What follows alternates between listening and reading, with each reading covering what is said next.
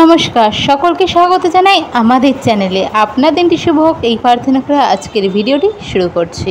2025-এর শুরুতে আমি একটি ভিডিও দিয়েছিলাম, প্রেডিকশন করেছিলাম কোভিড-19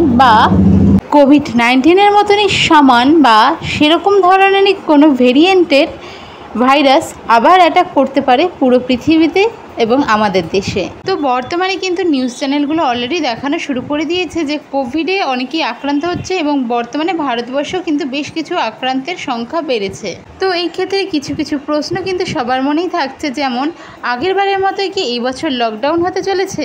এইবার কি সেম ভেরিয়েন্টই কোভিড-19 ফেরত আসছে? করোনা ভাইরাস কি আগের মতোই স্ট্রং থাকবে, নাকি আরও বেশি স্ট্রং হতে পারে, না থাকবে দুর্বল? গ্রহদের পজিশন বা গ্রহদের চাল কি বলছে এই করোনা ভাইরাসকে নিয়ে? এই মুহূর্তে আমাদের জন্য কতটা চিন্তার কারণ হতে পারে করোনা ভাইরাস, এই সব বিষয় নিয়ে আলোচনা করবো আজকের এই ভিডিওতে। 2025-এর মার্চ মাসে যখন সূর্যগ্রহণ হয় তারপরেই কিন্তু আমরা খবর পাই এই কোভিড আবার ফিরে আসছে, এমন কোনো বিষয় নিয়ে কিন্তু নিউজ চ্যানেলগুলোতে দেখানো শুরু করে। শনি মহারাজ এবং রাহু যদি একসাথে থাকে সেই সময়টা কিন্তু ভাইরাস বা যে কোনো রিলেটেড এরকম জলবাহিত এইসব জাতীয় রোগ, এই জিনিসগুলো কিন্তু ইন্ডিকেট করে। কিন্তু এখানে সবথেকে বড় বিষয় যেটা বোঝার হলো, শনি মহারাজ এবং রাহু কিন্তু অনেকটা সময়ের জন্য একত্রে থাকছে না।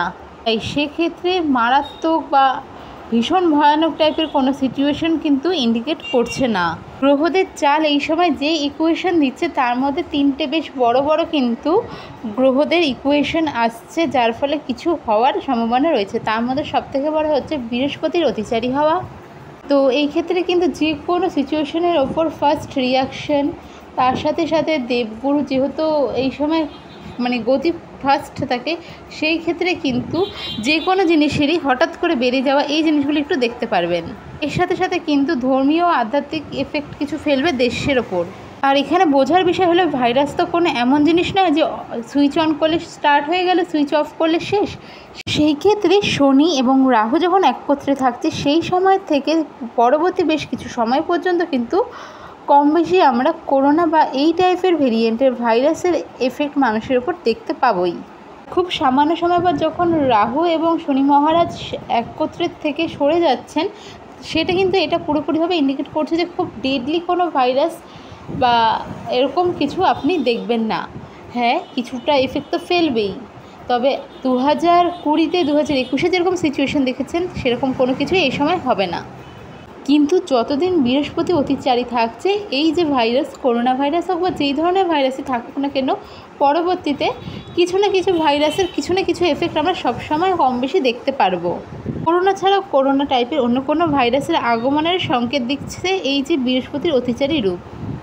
রাহু কিন্তু ছায়া, রাহু কিন্তু ম্যাজিক, আর এর সাথে সাথে রাহু কিন্তু ভ্রম, আমাদের মতিভ্রম করে, ভ্রমের সৃষ্টি করে। তাই সবথেকে বড় দেশের সমাজ মাধ্যম কিন্তু এখনও সোশ্যাল মিডিয়ার থেকে এগিয়ে রয়েছে আমাদের গণতন্ত্রের চতুর্থ স্তম্ভ, অর্থাৎ সংবাদ মাধ্যম।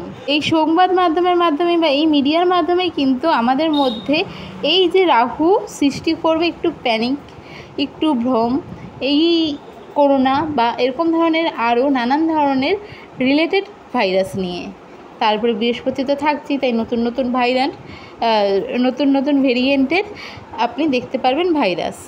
মোটামুটি 15ই জুলাই থেকে অক্টোবরের লাস্ট উইক পর্যন্ত কিন্তু একটু সেন্সিটিভ টাইম থাকবে আমাদের দেশের পক্ষে।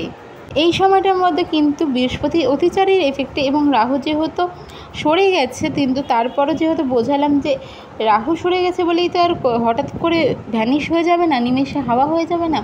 আর বৃহস্পতি যেহেতু অতিচারী রয়েছে, এই যে এই সিচুয়েশনটা ক্রিয়েট থাকবে, রাহু আমাদের মধ্যে ভ্রমের সৃষ্টি করবে এবং মিডিয়ার মাধ্যমে কিন্তু আমরা নানান খবর পেতে থাকবো করোনা বা সেরকম ধরনের ভেরিয়েন্টের কারণে মানুষ এফেক্টেড হচ্ছে। হ্যাঁ, কিছু মানুষ এফেক্ট হবে, তবে কিন্তু অনেকটা বেশি আমাদের মাথায় এই জিনিসটা চারা দিয়ে উঠবে। করোনা ছাড়াও কোনো নতুন ধরনের ভাইরাস কিন্তু এই সময় আবিষ্কার হতে পারে। তবে যারা এই ভিডিওটি দেখছেন তাদের সকলকেই বলবো, 15ই জুলাই থেকে মোটামুটি বা জুলাইয়ের প্রথম থেকে আপনারা নিজেদের মধ্যে তা ধরে নিতে পারেন, জুলাই, আগস্ট, সেপ্টেম্বর, অক্টোবর এই 4টে মাস কিন্তু কোথাও ট্রাভেলের ক্ষেত্রে করোনা সেরকম শক্তিশালী না হলেও নিজেদের মধ্যে প্রোটেকশন নেওয়ার চেষ্টা করুন। খুব বেশি ভিড় এরিয়া একটু অ্যাভয়েড করার চেষ্টা করুন।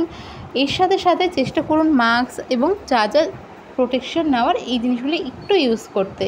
এর সাথে সাথে আরও কিছু বিষয় থাকবে। এই 4টা মাসের মধ্যে কিন্তু ওয়েদার হঠাৎ করে রুদ্রমূর্তি ধারণ করতে পারে, যেটা বলা হচ্ছে পাহাড়ি অঞ্চলের ক্ষেত্রে, বিশেষ করে উত্তরাখণ্ড, হিমাচল, জম্মু কাশ্মীর, এদিকে অরুণাচল প্রদেশ, মেঘালয়া, পশ্চিমবঙ্গের উত্তরাঞ্চল বা উত্তরবঙ্গ যেটা বলা হয়ে থাকে, এর সাথে সাথে আসামের কিছু অংশ বা পাহাড়ি যে কোনো এলাকায় কিন্তু ওয়েদার খুব বেশি খারাপ এবং বেশ ক্ষয়ক্ষতির সম্ভাবনা থাকছে, যা কিন্তু আমরা অলরেডি সিকিমের ওপর দেখতে পাচ্ছি। এবার ভিডিও শুরুতে আমি বলেছিলাম জলবাহিত রোগ, তো সেই ক্ষেত্রে কিন্তু বৃষ্টির ক্ষেত্রে বা বন্যা হলে কিন্তু জলবাহিত রোগের সম্ভাবনা বলতে গেলে 99% বেড়ে যায়। এর সাথে সাথে আপনার বাচ্চাটা যদি কেতু, রাহু, শনি বা বৃহস্পতির প্রভাব খারাপ থাকে, এরা অন্তর্দশা চলতে থাকে বা এদের কোনো রকম নিচস্থ থাকে বা মারক ঘরে থাকে, তারা কিন্তু নিজেদের শরীরের উপর একটু বা যে কোনো ধরনের বাইরে যাওয়ার ক্ষেত্রে, ওয়েদারের ক্ষেত্রে, ট্রাভেলের ক্ষেত্রে এই 4টা মাস একটু বেশি কেয়ার রাখবেন নিজেদের প্রতি। তো হয়তো অনেকে জানতে চাইছিলেন এই সময় কি লকডাউনের সম্ভাবনা থাকছে। তো ভারতের পক্ষে কিন্তু ভারতবর্ষে কিন্তু লকডাউনের কোনো রকম সেরকম সিচুয়েশন দেখা যাচ্ছে না। ভাইরাস সেভাবে অ্যাক্টিভ না থাকলেও এই যে সময়টা বললাম 4 মাস, এই সময়টা কিন্তু একটু প্রোটেকশন আপনাদের জন্য অবশ্যই দরকার।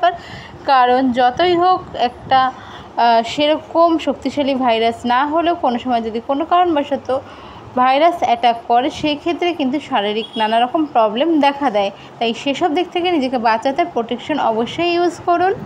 তবে এই সময় কিন্তু জলবাহিত কিছু রোগ আপনারা হঠাৎ করে করোনা বা এরকম কোনো ভ্যারিয়েন্ট বলে মিডিয়ায় কিন্তু নিউজ আসার সম্ভাবনা থাকছে, তাই নিজেদেরকে এই সময় শান্ত রাখবেন, উল্টোপাল্টা খবরে কান দেবেন না। তো ভালো থাকুন, সুস্থ থাকুন, দেখা হবে পরের ভিডিওতে। রাধে রাধে।